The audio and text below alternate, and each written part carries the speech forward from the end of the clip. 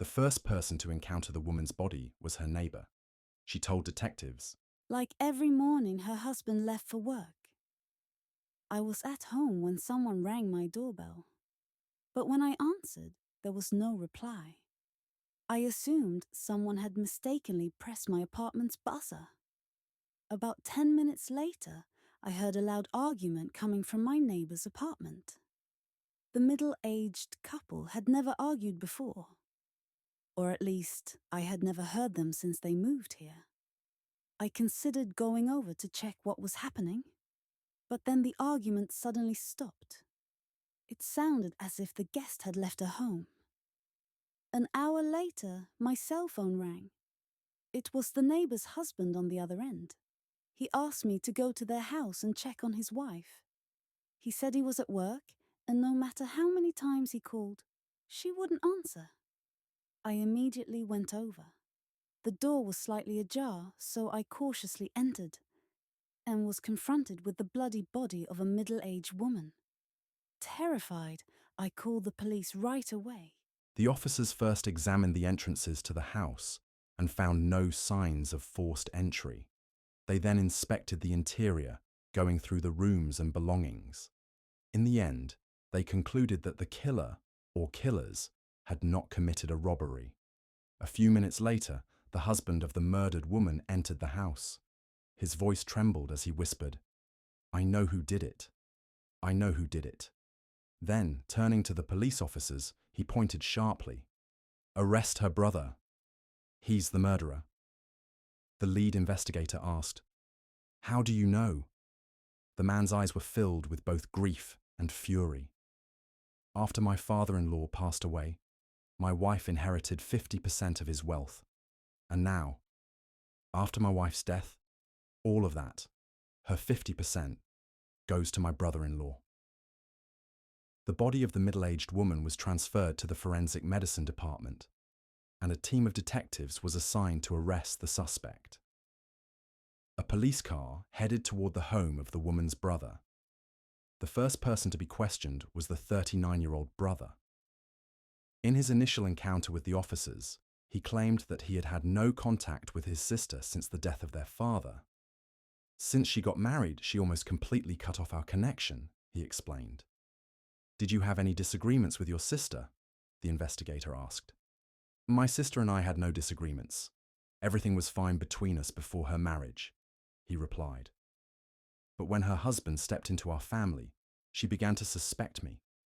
She accused me of wanting to ruin her relationship with our father, claiming I was poisoning their bond for his money.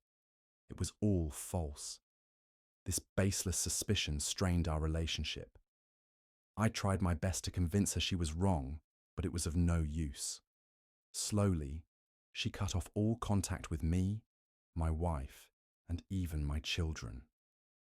"Where were you this morning?" the investigator asked. "At the office," he replied. "Do you have any witnesses?" "Yes, of course. My colleagues at the company, my wife, and even my sister's husband." "Your sister's husband? What does he do at your company?" "He works there," the man answered. Months passed, and the detectives were still unable to obtain any evidence that could reveal the identity of the killer, and the detectives struggled to make progress. Every lead seemed to vanish into thin air. The husband had pointed the finger at his brother-in-law, but the man had a solid alibi. Colleagues, his own wife, and even the sister's husband confirmed he had been at the office during the crucial hours.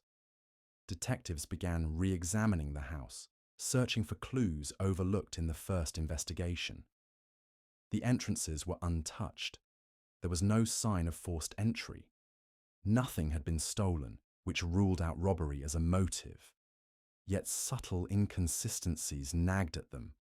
Slight smudges on the floor, a faint trail near the back door, and a misplaced personal item that seemed too deliberate to be accidental.